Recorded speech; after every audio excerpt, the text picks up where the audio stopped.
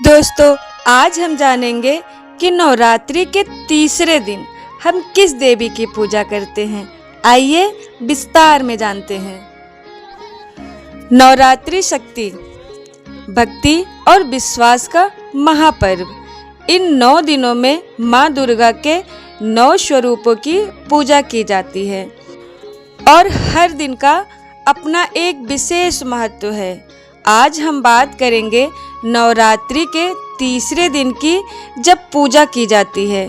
माँ का वह स्वरूप जो शांति और युद्ध दोनों का प्रतीक है, जो भक्तों को देती है साहस और शत्रुओं को करती है संहार। और इन्हीं का नाम है माँ चंद्रघंटा। पहले तो हम ये जानेंगे कि माँ चंद्रघंटा आखिर है कौन। आइए जानते हैं। नवरात्रि के तीसरे दिन माँ दुर्गा के तीसरे स्वरूप यानी कि माँ चंद्रघंटा की पूजा की जाती है। इनका नाम चंद्रघंटा इसलिए पड़ा क्योंकि इनके मस्तक पर अर्धचंद्र इस प्रकार विराजमान है जैसे कोई घंटा हो। यह स्वरूप माँ पार्वती का ही है। जब उनका विवाह भगवान शिव से हुआ तो उन्होंने अपने इस अद्भुत और तेजस्वी रूप को धारण किया। दोस्तों, माँ चंद्रघंटा का स्वरूप अत्यंत दिव्य और भव्य है। उनका रंग स्वर्ण के समान चमकदार है। उनके 10 हाथ हैं। हर हाथ में अलग अलग अस्त्र शस्त्र हैं, त्रिशूल, गदा, तलवार, कमंडल, कमल आदि जैसे।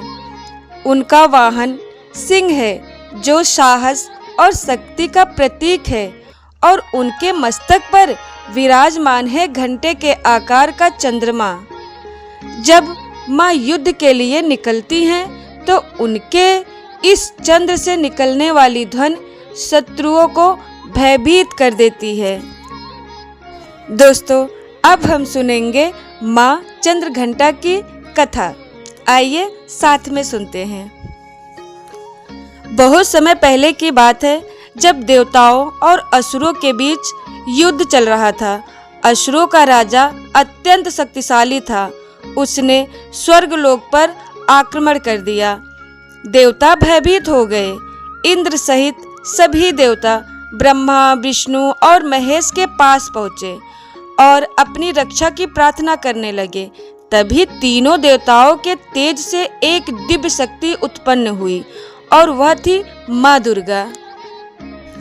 कहते हैं जब माँ दुर्गा ने चंद्रघंटा का रूप धारण किया तो उनका स्वरूप अत्यंत उग्र और तेजस्वी हो गया। उन्होंने सिंह पर सवार होकर युद्ध का ऐलान किया।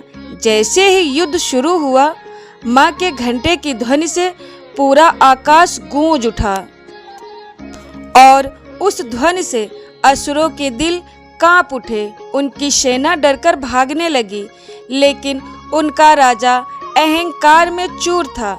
माँ के सामने खड़ा हो गया।